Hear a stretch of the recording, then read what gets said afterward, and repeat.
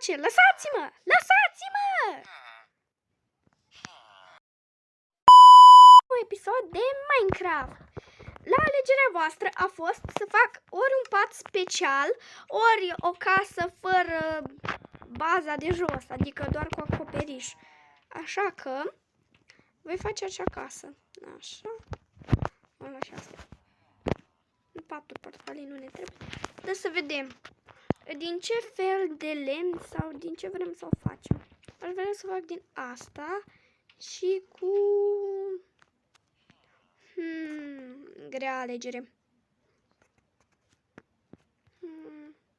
Asta.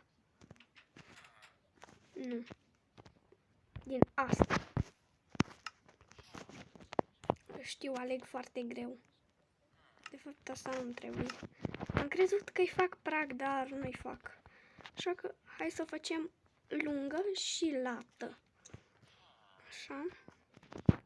Și aș vrea să o mai fac dintr-un tip de blocuri. Așa că o vom mai face dintr-un tip de blocuri. Din ce fel de blocuri să o fac? Din de-astea. Că sunt foarte faine și na. O face așa.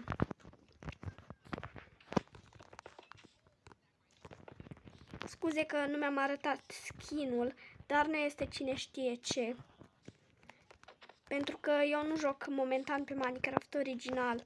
Dar cred că cam după Crăciun am să-mi bag Minecraft original din banii mei de la colindat. Pentru că sunt sigură că voi face destul de multe. Cei bani? Pentru că anul trecut am făcut cam vreo 20 de milioane și am fost singură, cred. Da, singură am fost. Sincer, nu mai țin minte. Dar să lăsăm Crăciunul deoparte, mai sunt vreo 6 luni. Dacă vreți, exceptând augustul și decembrie. Pentru că eu nu prea îmi place să pun lunile care suntem și în lunile care, de exemplu, nu știu, noi suntem în luna august, deci tai luna august. Și, na.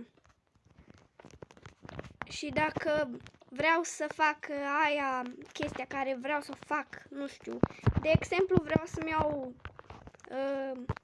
o geacă sau o bluză, o haină, în fine.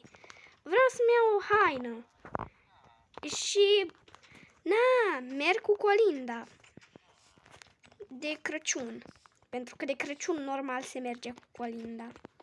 În fine, mă duc cu colinda de Crăciun și, nu știu, eu tai luna aia care va fi, adică de decembrie este Crăciunul, deci tai decembriele, pentru că, na, dacă eu este, nu știu, este august și eu mă duc în decembrie, eu nu vreau să pun și luna care va fi, deci voi pune direct. Nu cred că ați înțeles cam nimic din asta. În fine, eu voi tăia luna decembrie pentru că atunci merg. Și voi tăia luna august pentru că atunci suntem în luna aia. Da. Foarte, cred că sunteți foarte zăpăciți din cauza mea. Dar na. Bine, ce pat să luăm? Vom pune pat dublu. Voi pune un pat alb, pentru că mie îmi plac foarte tare paturile albe. Îmi pune doar unul. Și cam atât punem în casa asta. Știu, e cam săracă, dar na. Și caretușuri îi vom pune niște iarbă pe lângă, poate îi pun și niște flori. Așa. Da, să-i punem și niște flori, că nu mai pot. Florile le vom lua de... astea. Trandafiri ăștia roșii și lalele astea portocalii. Și vom pune prostește pe aici, că, na, nu avem o ordine. Pentru că așa sunt eu. Niciodată nu am o ordine anumită. Pun așa de aiurea. Bun. Să-mi spuneți cum vi se pare casa mea.